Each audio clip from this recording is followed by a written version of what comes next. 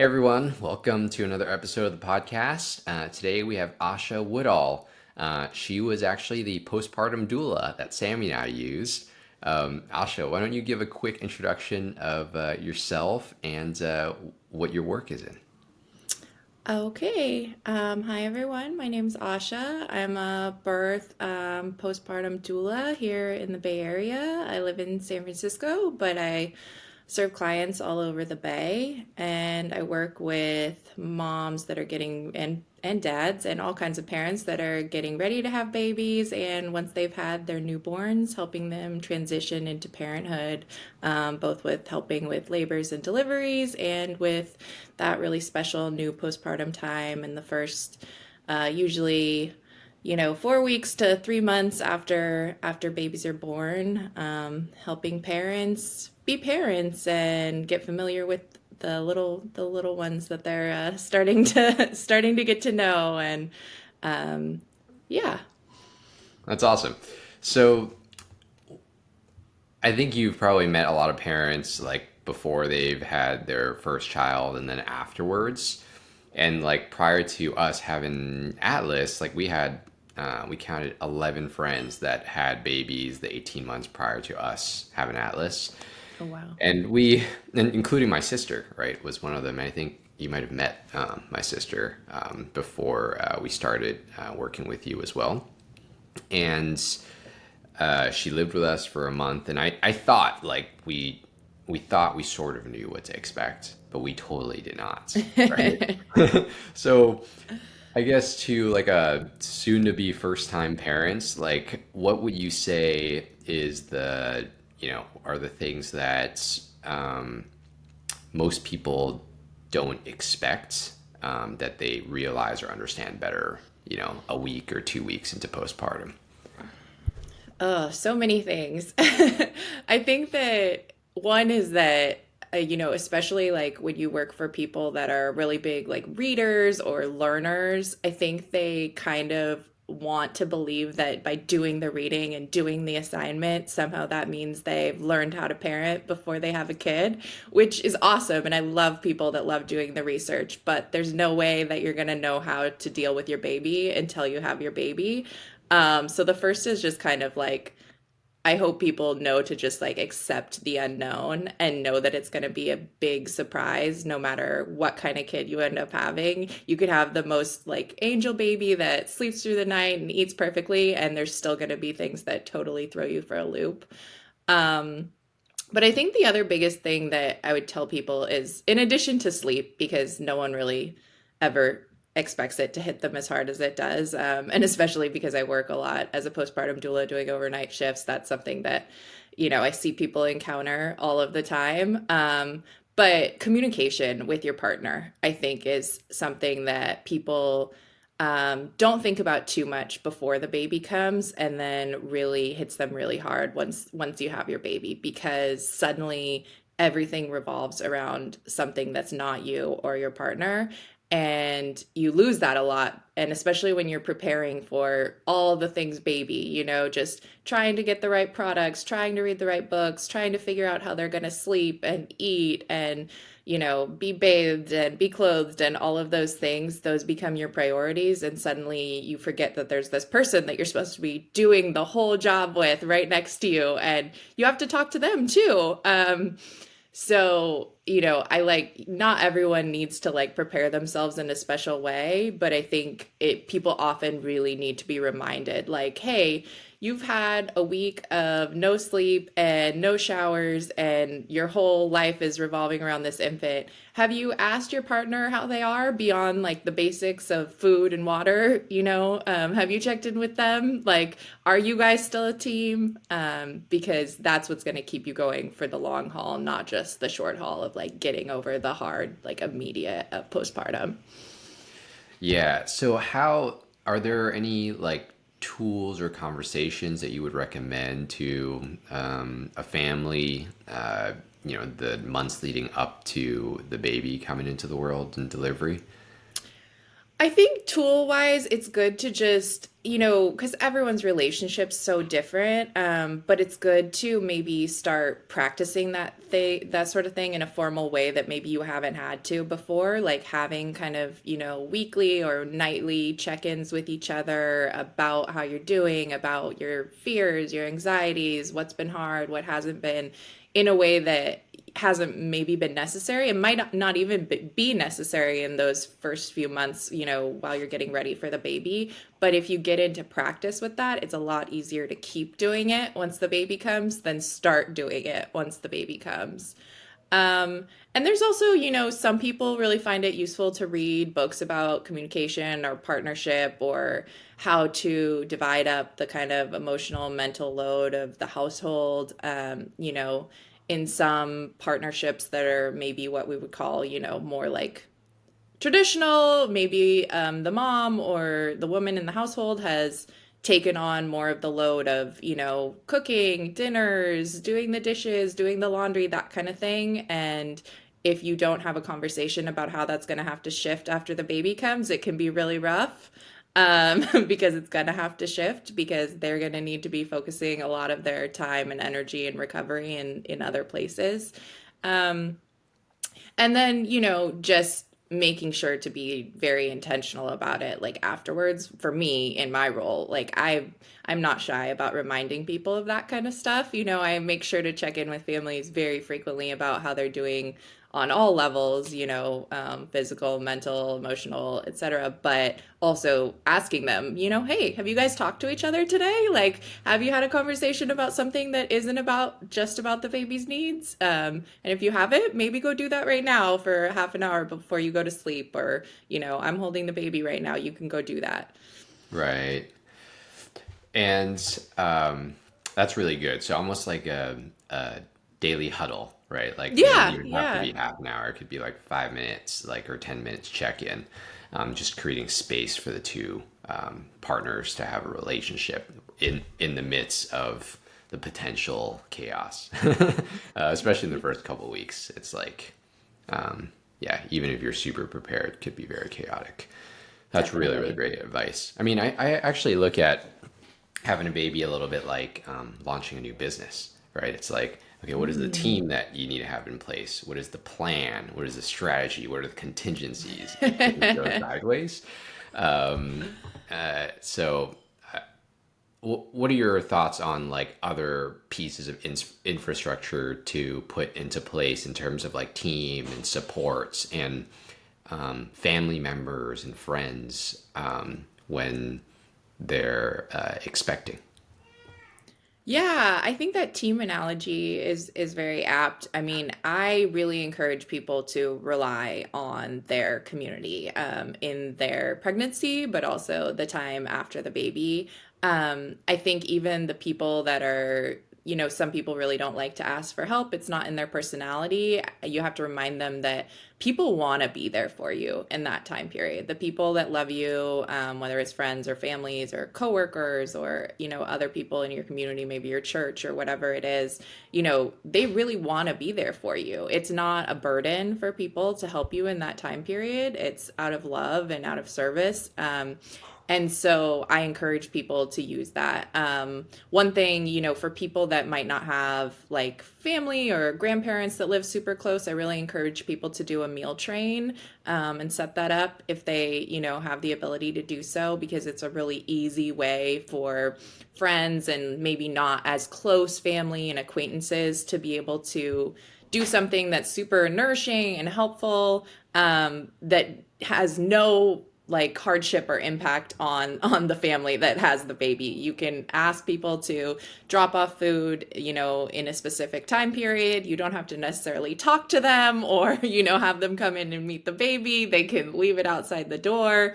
And people are happy to do it. No one feels, resentful of that. They're just glad that they can help out. Um, but also just as simple as like calling a friend, when you're overwhelmed. I think people can get a little isolated in that time period postpartum, and get so just in the tiny bubble of their immediate new nuclear family, and it's hard to remember, like, you can still call your best friend and tell her that you're having a hard time and cry on the phone. They're still there for that, just like they were before. Even if it's, sometimes people feel the gap with their friends that maybe have older kids and not babies, or don't have kids yet, and will they understand, and will they remember what, this felt like, or they don't know what this felt like. And you don't have to need to know to be supportive. I myself don't have children. I still do the job of caring for, babies, infants, pregnant people, new families. And so just really like constantly reminding people that they do have support, they do have people that want to be there for them, and to reach out to those people more than they would maybe do on their own.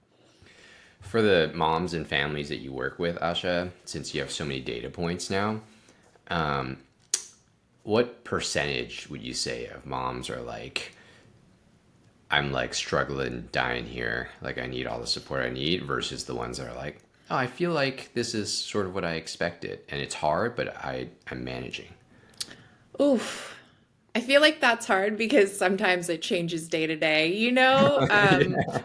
I think sometimes there's people that really have a lot of energy in the first maybe like 3, 4 weeks, and they're just like, we're doing this, we've got it, we've got parenthood. And then there's a really big kind of drop off when you realize, oh, wait, it doesn't stop. Oh, the baby still needs to wake up in the middle of the night, and we're 8 weeks in. Um, I think it really ebbs and flows. I don't think, any parent would say 100% of the time they've got it. Right. I think there's people that find they have certain strengths that they didn't know they had, that they really thrive in, and other things that are maybe harder for them than they expect. Sometimes you work with a mom that feeding, for example, might be a really stressful point for them. And, there might be lots of ups and downs and different feeding plans that you work on, and things that do and do not work. And it's a point of tension, and they wish it went differently. But the exhaustion of having a baby and carrying them around all the time and not getting enough sleep isn't something that really phases them, Mhm. and they kind of say, yeah, I could do this, forever. I got it.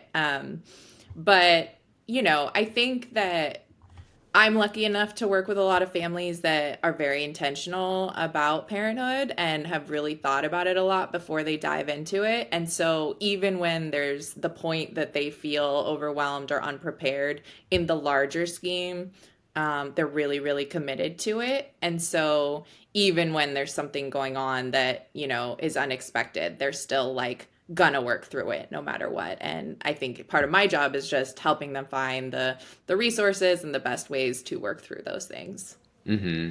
So if you were to sit down with like a family, I don't know, a month or 2 months before, their first baby arrives, it sounds like you suggested, having a conversation or maybe like a time set aside, like a daily huddle with the partner, to talk about, just as check-in and space, etc. Maybe, I don't know what you think about this. Maybe even like going through a list of like responsibilities with the partner, right? And having a conversation around that. And I would love your thoughts on that. Setting up a meal train. So for people that might not be aware of like what a meal train is that Asha was talking about, it's like having some friends sign up for like, I don't know, a block of time to provide you with meals, right? Like frozen meals or whatever it is for 3 days or a week. And I mean, I think not having to like worry about what you're going to eat that day when you're like kind of struggling to keep a baby alive and feeding and sleeping is a huge, massive relief. And then I think a third thing I wanted to ask you about is like the team, to have in place. Like, what would you recommend? What does that look like? Like professionally for doulas and Or caregivers and things like that. yeah, yeah, Yeah. or personally, yeah. Yeah. Yeah, I mean, I think, professionally, obviously, I work as a birth and postpartum doula. So some people choose to engage me for both those services or just one or the other. If you're, having a birth doula, that means you've got someone working with you, usually kind of anywhere from like 4 to 1 month before your pregnancy, through your labor and delivery, to help you develop a birth plan, decide, how and where you want to deliver, what doctors you're comfortable with, if you want to have a medicated or unmedicated birth, things that are really important to you after the baby's born, like medical decisions, things like that. And then just being your support and constant advocate during the labor and birth. Labor and delivery nurses are amazing. I volunteer at SF General and get the chance to work with that amazing team frequently. And I have the highest respect for what they do, but they also have a lot of things to do. And they can't just be by your side in the labor room the whole time you're delivering. And a birth doula can. And you get to just be a constant presence. So that's one part of the team. And then if you choose to hire a postpartum doula like Sammy and Kevin did, that's another person that gets to be with you from, sometimes I go to the hospital the day the baby's born, but most often I'm there the first day or first night home from the hospital onwards, providing that additional support and just being, that third, sometimes second, sometimes third person in the household to help the parents transition. And then, lots of people also, have a grandparent or an aunt or uncle that's kind of a more formal member of the team, as it were. Obviously, you guys had your mom that Hmm. provided such amazing additional support for you in that time period. And I felt like she was my team member too. I would spend a great night with Atlas and then hand her off to your mom in the morning. And, she let you guys get a little additional sleep and cooked you guys such nourishing meals and all of that. And I'm sure you feel that too, that she was a, super important part of that postpartum period for you. And I think people that have a family member that they, trust and are close enough to do that with, it's really cool. But there's also things that sometimes people don't think about, like, you might just not have the energy to do a deep house cleaning, every 2 weeks in that first 3 months. And hiring a cleaner might be something that just takes that mental load off of you and gives you a little time and space to breathe. Similarly, there's, doulas and other people that provide meal services. If you don't feel like, for whatever your reason is, you can do those meals yourself or have a meal train or have people make you food. There's really nourishing food out there that people do professionally that can be, really, really helpful. And then there's just the kind of people on the more medical side of it, like obviously finding a really good pediatrician that you trust, before the baby's born is really important. And also, a lot of people really benefit from, a professional lactation consultant after the baby's born. As doulas, we have a certain amount of knowledge in the feeding space, and you do get trained on all of those things. But to be a lactation consultant, you have hundreds, if not thousands, of hours of training, additionally in that space. And they can really, really help support families that are having, not just struggles, but just, challenges or things they want to make better or make different, with their feeding plans, whether you're breastfeeding or pumping or formula feeding. Yeah, I actually wanted to emphasize that. Like, unfortunately, Atlas was in the NICU after he was born for a few days. But fortunately, we had basically unlimited access to lactation consultants at the hospital after he was born. So we actually had someone, or a professional lactation consultant, come watch our feeds every day for the first 4 to 6 days where Atlas was born. So that was incredibly helpful, and I feel like the first few days like really set the tone for the rest of his feeding, months after. So I love that. Pediatrician, potentially a cleaner, meal train, meal services, and then a postpartum doula. What would you say are the reasons for people to consider a postpartum doula?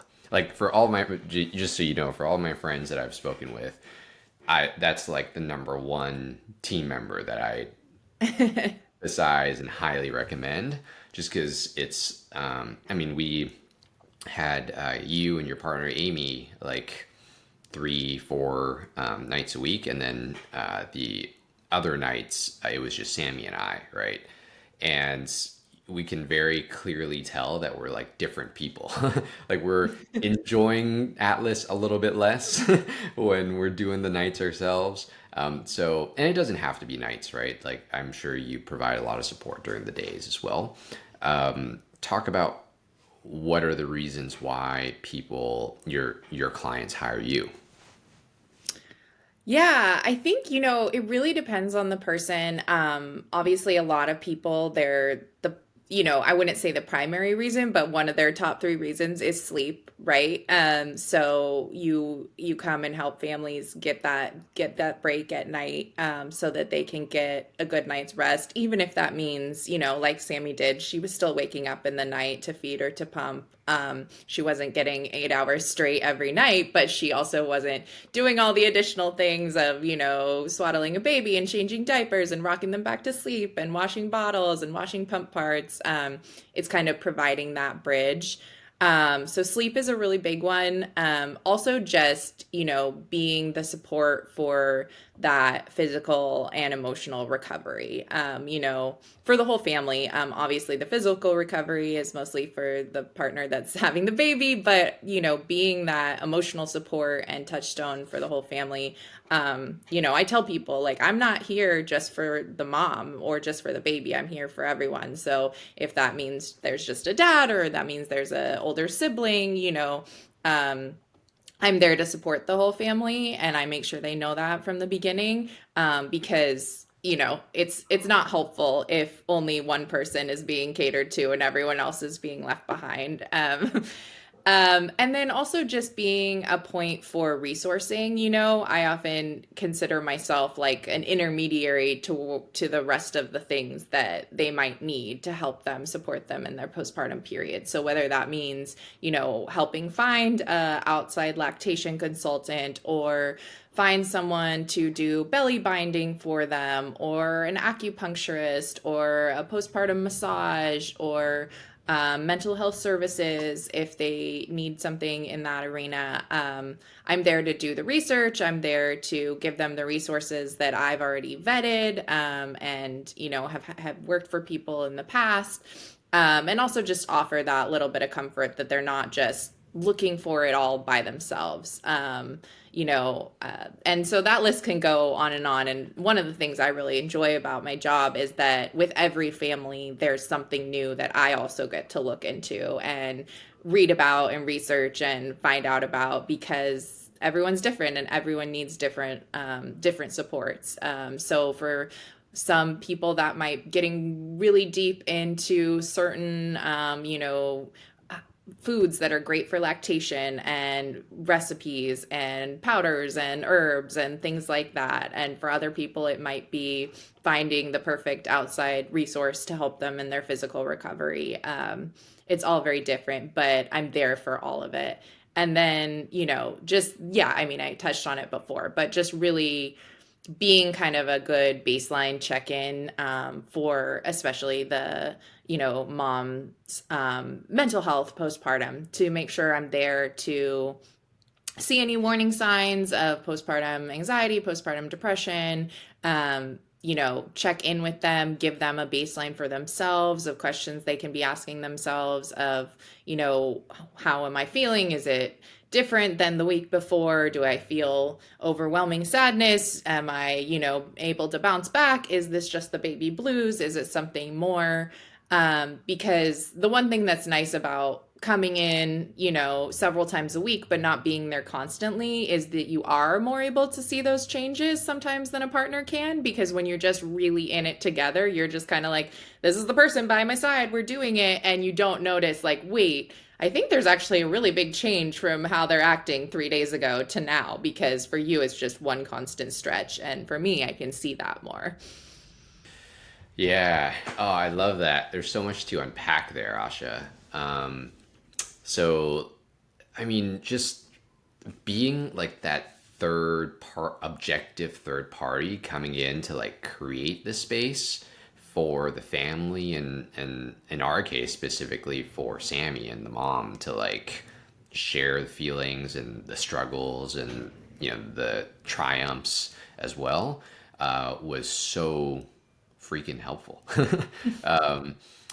Because it's very different, like you said, when we're in it like day to day and like trying to make decisions together, and when I'm no expert either, right? So one of the things that like you helped us with significantly was just having that conversation early on with Sammy, us three together, and we would do these like kind of like daily huddles, right? Whenever you came in at 11 p.m. at night, we would talk for maybe sometimes 10 minutes, sometimes 30 minutes, especially earlier on. And then you talk about nutrition and stuff. You baked us lactation cookies. I forgot exactly what it was, but like stuff that we had to research. You said, okay, let me write this down. I'll look at it and then we'll talk about it next time I'm here, which like sounds small, but it's not. It's like actually massive for like a professional to like have to do their research and then come back with their findings.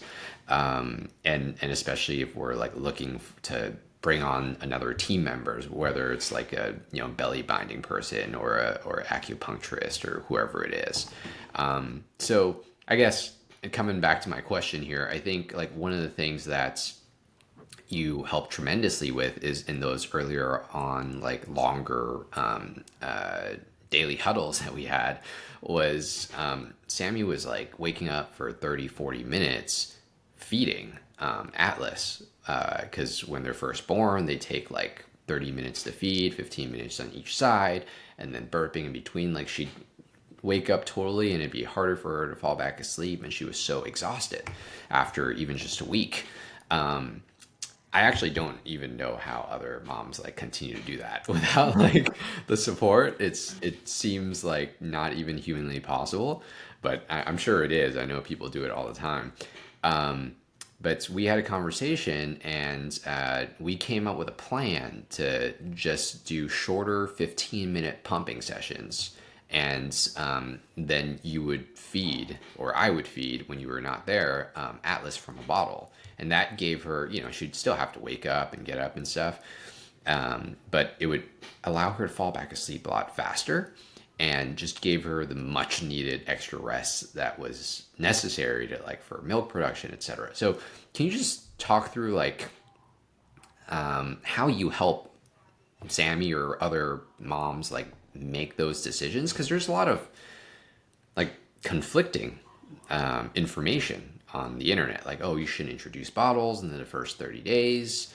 The baby on the mom is how milk supply comes, all of this different stuff, right? That moms want to be especially first time moms, or our friends at least, they want to be like the best version, the best mom, and anything less than feeding the baby directly for the first 30 days, they're not being the best mom possible, and they have a lot of guilt.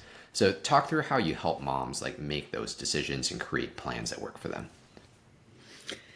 Yeah, there's so much in that. I think the first thing is the last thing you said is the guilt and that strive for perfection. I think one of the biggest gifts that I can hopefully give parents is let them know that that is not something to aim for, and that no one is the perfect parent. There is no paragon of mom that's sitting there and doing it all and smiling through it like a goddess.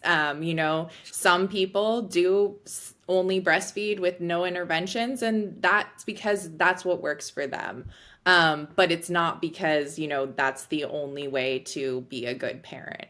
Um, my kind of mantra is the best parent is a parent that is healthy and sane and rested. That is how you're going to continue to be able to be a good parent. And that's also how you start from the very beginning, modeling to your child, how to be okay in this world. running yourself ragged to take care of your child is not modeling healthy behavior for your kid. And so the sooner you as a parent can really embrace that, I think is the better. But in Sammy's particular instance, I think that certain people have one, a much harder time going back to sleep after waking up in the middle of the night. And also we all have different sleep needs.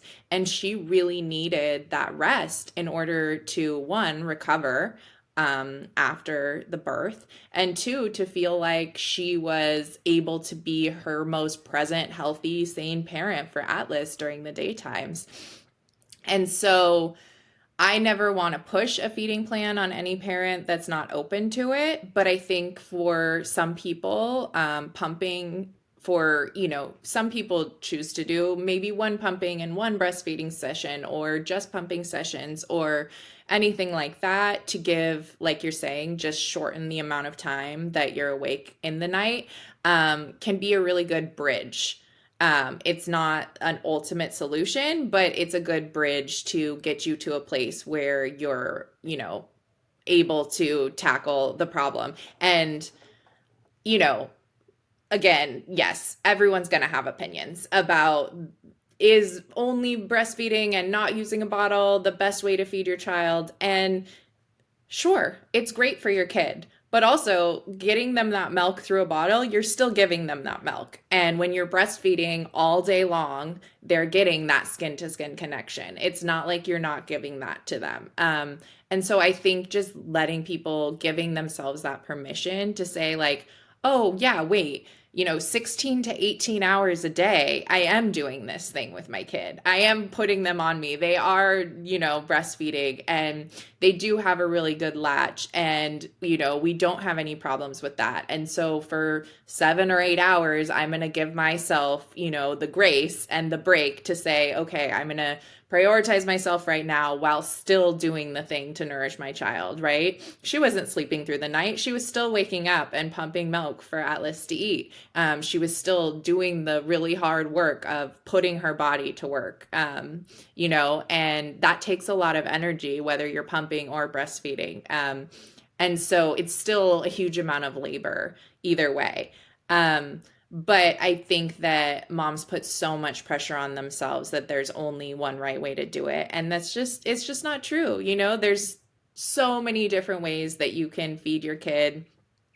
And, for some people, for their physical and emotional and mental health, they realize from, week 2 that breastfeeding is not going to work for them. And I think that, for some people, that's a really hard decision. For some people, it's a really brave decision because they're able to make that choice for themselves. And you sometimes see the switch flip and they make that choice and they're more present. They're, more able to engage with their baby. Their mood goes up. And for other people, staying breastfeeding is the thing that keeps them on a really level emotional keel. So it's different for everyone, but I think, letting go of that judgment, and for me being able to tell people I work with, I promise you I've seen this for other people. It doesn't mean you're a bad mom. It doesn't mean your child is going to be in any way harmed. I would never advocate a decision that's not in the best interest of you and your baby. Those are always the two things I'm holding the most dear. But that there's more than one way to go about it that can be healthy. And then in terms of, like introducing bottles and all of that kind of thing, that really, matters more, like the technically it's more of a discussion like with your pediatrician whether you really don't want to introduce a bottle, but it usually is only if your baby has a really, you know, has a latch problem, or is very premature or has sucking issues or things where introducing a bottle is really going to set you backwards with your breastfeeding journey. When you have a kid that's already breastfeeding really well and able to latch really well and is able to transfer milk successfully, things that like you learned, like you were saying, in the hospital when you had a lactation consultant visiting you and you were able to kind of see that that was working. I personally don't see as much of an issue with introducing a bottle to give yourself that little bit of break and a bridge, because you already know that that they know how to breastfeed. And when you're waking up in the morning and putting them back on the boob, it's not like they forgot in the middle of the night because they took one bottle, you know. When you're switching exclusively to bottles and then, you know, if you're taking a whole break, then that might be a different conversation. But when you're doing the two in tandem, I've never really had any problems with my clients doing both.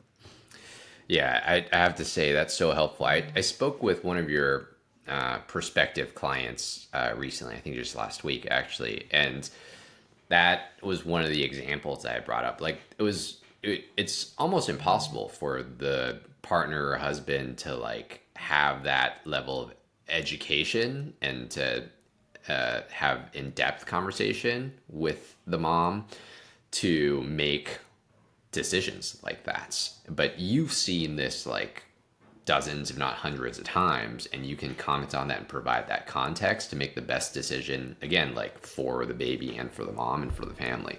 So I think that's so it's always so nuanced rather than like the general rule of don't introduce a bottle for the first 30 days. Right? That's so not nuanced, and it could be such a limitation for parents to make the right decisions. Super helpful there. And then the other thing that we struggled with too was like introducing formula too, right? In the first few weeks. Now, in the first few weeks, like Atlas was growing and Sammy's supply was actually decent, I would say. However, because, you know, we did one bottle feed at nights or maybe two, and she would pump at night to replace that. We would be a little bit behind on breast milk sometimes, and there would only always be like one bottle, you know, one extra feed left in the refrigerator. And that gave us like a very high level of anxiety. That is our baby going to have enough food? Is he going to continue growing? Even though he had been, right? Is my, you know, Sammy's like, is my supply going to decrease?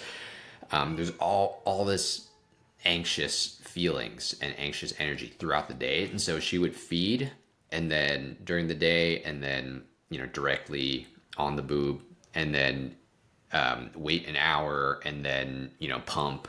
But she can't pump too late because then she won't have enough milk for Atlas, right?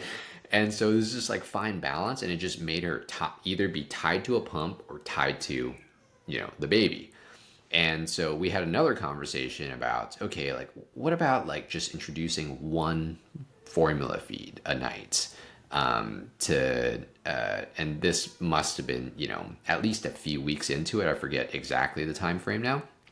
And now that milk supply is a little bit more established, what if we introduced one formula feed? And the fear was, what if, you know, my supply goes down, et cetera, et cetera. And like, am I, you know, not, and it sounds ridiculous saying this, but it's, we actually felt like that, you know, are we not doing the best thing for the baby, you know? So yeah, walk me through like sort of your what you can recollect from sort of that experience and what that conversation was like and how that could potentially carry over to like other parents. Yeah, it's not ridiculous at all. It's a very common sentiment. And I think you know, kind of the first thing you were saying about the anxiety really being one of the pushing factors on that is incredibly common and something I've seen with lots of other families. I think when your supply is good but not great and you've already introduced bottles and you're pumping and breastfeeding, you can be in that cycle of always feeling like there might not be enough. And that can be extremely hard for your just day to day mental health to always be in that space of anxiety. And so again, you know, that one formula feed, you know, like with me that Atlas would do overnight is just a way to bridge that gap and not have to live with that anxiety all day long. Um, you know, everyone is going to have different feelings about formula when it comes to, you know, health and safety and what's the best kind, and do you want a goat milk derived or cow milk derived, and are the European formulas better, are the organic formulas better? And there's so much to that conversation, but I think the one that you have to have first is really deciding whether it's okay with you to have any additional supplement. um, like I said, a baby that is fed is the most important thing. So you want your baby to be fed and to be growing, and the any way that you can make that happen that's healthy is the most important. And I think that's what we really emphasized. I think for Sammy and you guys both had anxiety about introducing it, but it was also like, well, is the anxiety of introducing formula and making that choice going to be higher than the daily anxiety of worrying about not having enough milk? And in the end, no, it's not, right? It's going to actually, make our day to day a little bit easier. And I think also when you're just talking about numbers, if you're talking about 1 3 ounce feed every day, and the other, whatever 24 to 36 ounces they're getting during the day that are breast milk, in the grand scheme of things, right, that baby is still primarily breastfed. And so all the really good things that we know that you get from breast milk, the antibodies and the fat content and sharing between the mother and child, they're still getting all of those things. You're not taking that away because you introduce one formula feed. It's an add-on, it's not a subtraction. And I think that it's hard sometimes to reframe it that way. We don't always think of it that way, but Atlas was still primarily breastfed. That was still where he was getting, 90-95% of his food. And so it was just something to take away the one really big pressure point that made everything else easier. And it's also, I can tell moms that their supply is going to go up. Statistically and whatever, your supply just keeps continuing rising, right, in the first 3 months. It's not like sometimes, obviously, that doesn't happen. Everybody's body's different, but generally, that's what happens. And so you can tell someone that all day long. That doesn't mean they're going to believe it. And that's okay, right? They don't have to believe me. If the thing that gives them anxiety, that's what's going to happen no matter what. And I can't magically take that away by saying, "No, I think your supply is going to be okay." And I think it's also sometimes it's not my job to tell you, you're going to be okay, or this is normally what happens. It's my job to support you and make sure that we have a way forward, whatever that is. I think that, sometimes in the doula community, there can be people that want to, kind of prescribe a way to be a mom or a way to feed or the best way to, navigate the postpartum period. And I really reject that because I don't think there's a best way. The best way is the way that works for your individual family. And so for Sammy, taking away that anxiety did great things for her ability to feel good about the time she was spending feeding, to know that when she was feeding, she felt good about having enough milk to feed, that they were really successful feeding sessions. And all of that are like way more positive than the potential negative of that one introduced formula model, in my opinion. No, that's definitely very, very true. But it was so hard to see that, honestly, in the moments. And I mean, like, we were so anxious. She was waking up in the middle of the night, like, oh, like, is it time to pump yet? Multiple times before she even had to wake up. So she was losing sleep over it. And then potentially during the days, like, the feeds would be less because she was trying to catch up or trying to always pump, before the next feeding. And the other thing too was making sure, or the other thing is we actually just introduced 2 ounces. I remember that. So it's like Yeah. very small amounts. And because there was only like so much milk left in the refrigerator, we would ration out how much to feed him before he went to sleep. And but when we introduced formula, it's formula, so it's like, okay, let's just give him the extra 2 ounces. It's fine. And then we noticed he slept longer too, which was like, and I want to say that's like the beginning of him having the longer stretches. Now it might be correlation, right? He's just getting bigger, etc. But and having more stored energy and not needing to feed every 2 or 3 hours.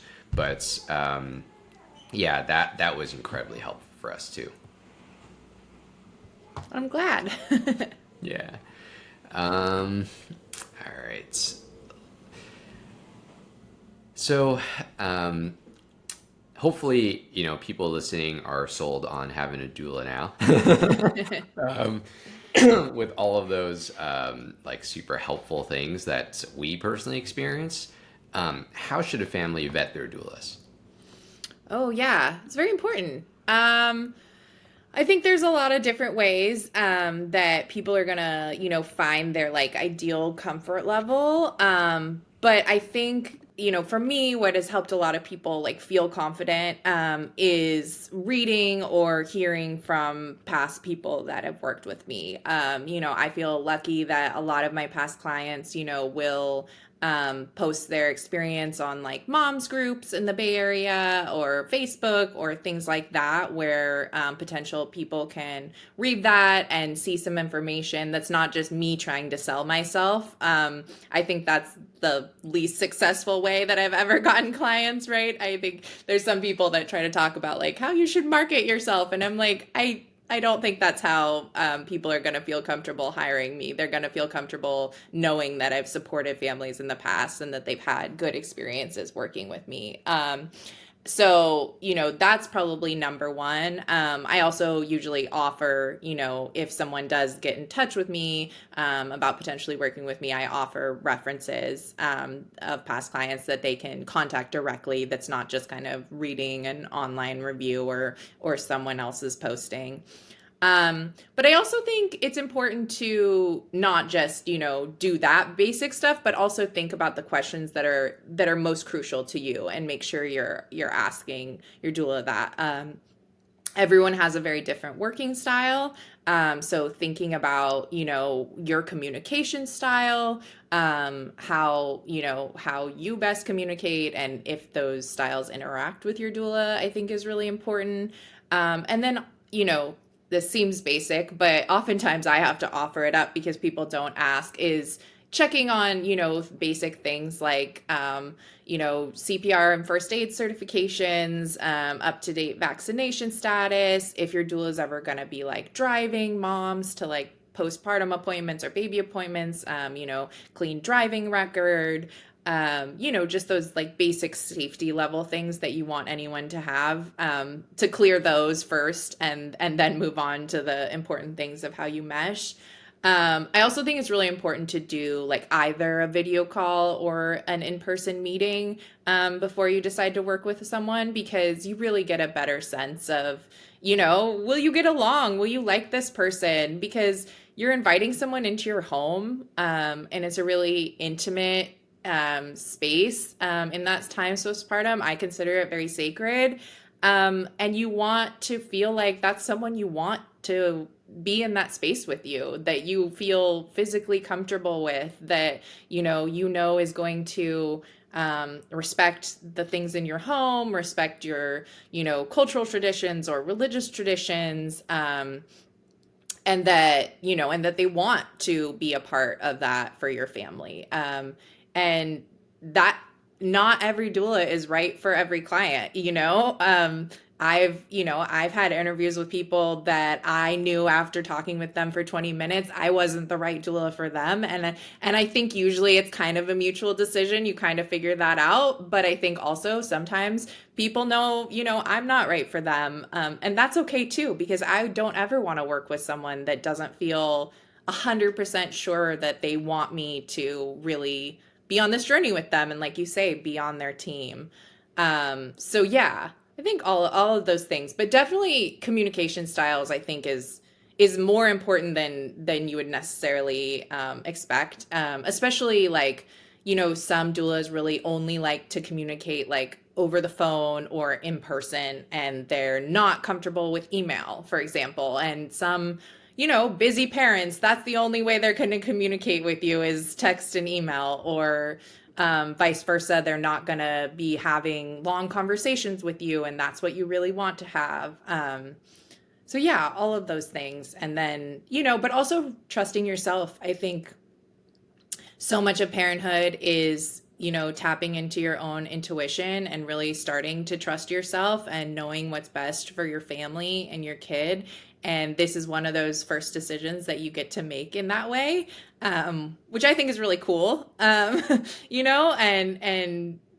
Saying with your partner, or if it's just you, okay, like, yeah, I did the basics of, they're an okay person to work with. I'm good. I'm going to be safe with them in my home. But like, who do I vibe with? And like, that's an okay way to make a decision, because that's going to end up probably being the best working relationship.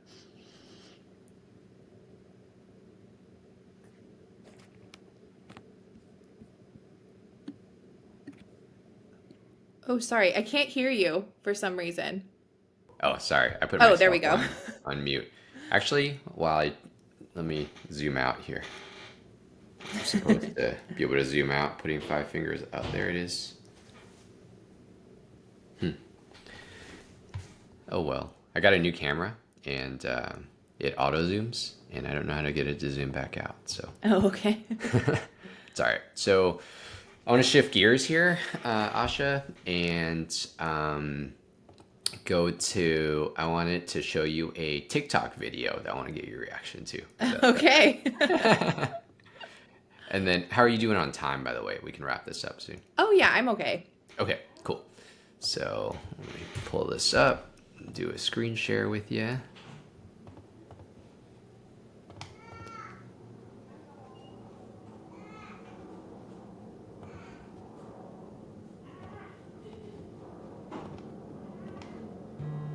Okay, here it is.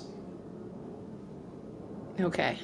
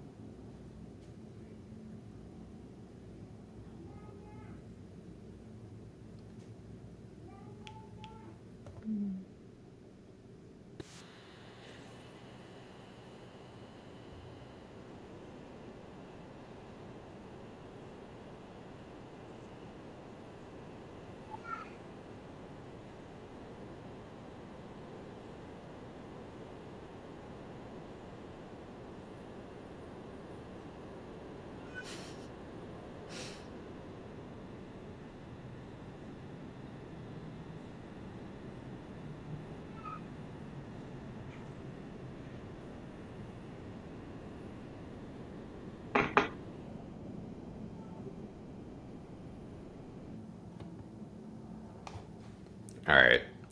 I know that's a lot. What are your thoughts? I think that's all very real. I think those are all incredibly common sentiments that people have. Sometimes in their lows, sometimes on a medium day, you're still feeling half of those things. I think a couple of the things that really hit me that I don't think we really have touched on in our conversation is that feeling of the loss of identity, that I think both partners can go through sometimes, but I think it's more frequent that moms go through that after having a baby, that suddenly you're not you're, baby's mom. And the way that the world relates to you suddenly is that, people are texting you and asking how the baby is, but not asking how you are. I think that's what that said in the caption. And also you're suddenly maybe not knowing who you are. Am I the person that I was before, or am I someone completely new and different now? That can be really real. And it also, I think, that kind of leads to that sense of bonding with your baby and feeling, do you feel like a mom right away, or do you not?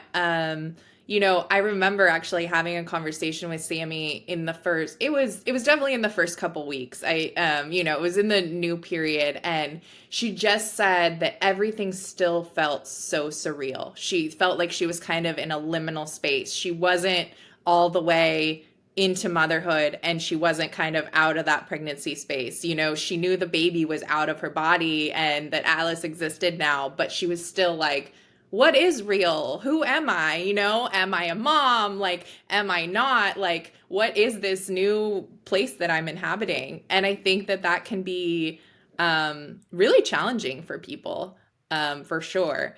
And I'm a big supporter of reminding people to embrace the things that really do make them feel like themselves. That can be really, really hard to do in the Yeah. immediate postpartum. It's not, but whether it's maybe as simple as like while you're breastfeeding, listening to an audiobook by an author that you really enjoy, or, while you're taking a shower, like do a face mask like you used to do, or anything that ties you to things that of your personality, of your hobbies that really make you feel like yourself before you had the baby, because that is still who you are, right? You're all these new things now too, but you're still you. You don't suddenly give up all your loves and interests and the things that made you tick when you become a parent. You still hold all those things inside of you. And I think that sometimes they can get, really sublimated and submerged, and the only identity that comes out is mom or dad. But kind of like before when we were talking about, your relationship and making sure you still make sure that thrives, you want to still make sure you as a whole human being is still thriving, because again, that's how to be a healthy and sane person in this world, and that's what's going to make you a better parent. um, but yeah, I think, all the things in that video really, really resonate. And I think different people I've worked with have had all of those things as different challenges for sure. I love that. I have one more for you, Asha. Okay.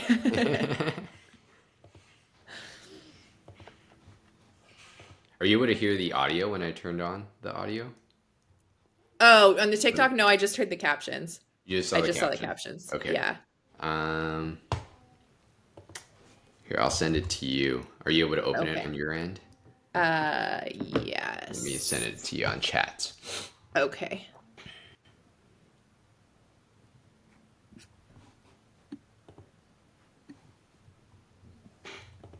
Here it is.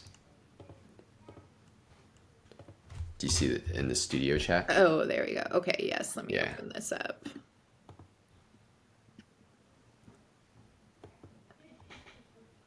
Okay. All right. I just want to get your thoughts on that. Okay. Take your time. I know it's a bit longer. We can stop at, a minute or 2 minutes into. Okay. Okay. I'm gonna play it.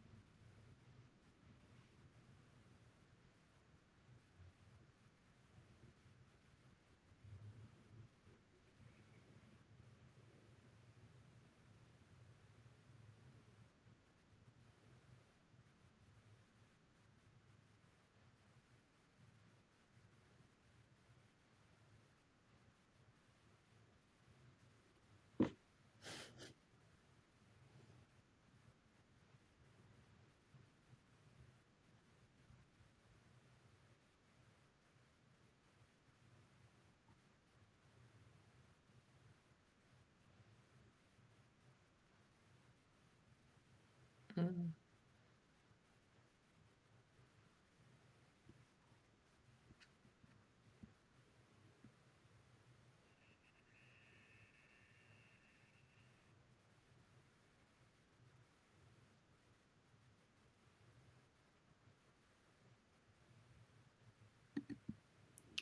Okay, wow, It's a yeah. lot. I mean, I definitely agree with everything in that video, everything she said. I can't imagine. Well, one, first off, I am the first person to tell people I am not a medical provider and I am not a midwife. That is not my role at all. And if you want that to be my role, like you're looking for the wrong thing and I'm the wrong person. Um, but I think the more central thing in that video that it gets to, which is just so, so apart from how I was trained and how I operate as a doula, is that it is not my job to push any idea of what either your birth or postpartum experience should be. It's my job to support what you want your birth or your postpartum experience to be. But yeah, if I mean, definitely warning to all parents, if you feel like you're interviewing doulas for either your birth or your postpartum that have, clear, I won't work with you unless you have this type of, birth or postpartum that I envision being the ideal experience. One, that's not normal. And two, like that is not someone I would recommend working with at all. Because that, that's someone that clearly, like this person said, is operating on their own agenda and is not operating in the best interests of you and your family and supporting your vision. Hmm. Well, thanks. Yeah, I just wanted to get your feedback on those very popular TikTok videos that have been circling Yeah. out there. Where can people find you, Asha, and hire you for your services, or even just consult with you? How can people reach out to you? Yeah, you can go to my website. It's just ashawooddalldoula.com. Well, And easy simple and enough. easy. Yeah. Yeah, and it's Woodall, Woodall. Correct. Awesome. Yes. Well, thank you so much, Asha, for sharing your knowledge, your time, your experience with whoever's listening. Really appreciate it. And it's such a special journey that I feel like you've like really impacted our experience, and I think the experience in the first few months really like determines not just the rest of parenthood, but also like whether we're going to have a second or a third, and you've made it so pleasant for us. And I'm just so glad that we met and we hired you. So appreciate you. Oh, thank you. That means so much. Yeah, and you have no idea how many times I've brought you up to friends. So it's yeah, and we will never forget like the role that you played in our parenthood journey and in Atlas's growth. And we went through some health scares and bumps along the way, and you were just always that steady rock for us.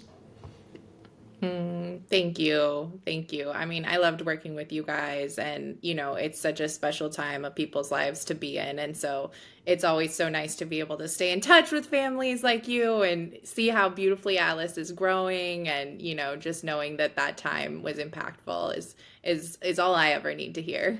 Yeah, yeah, absolutely. Thank you again, Asha.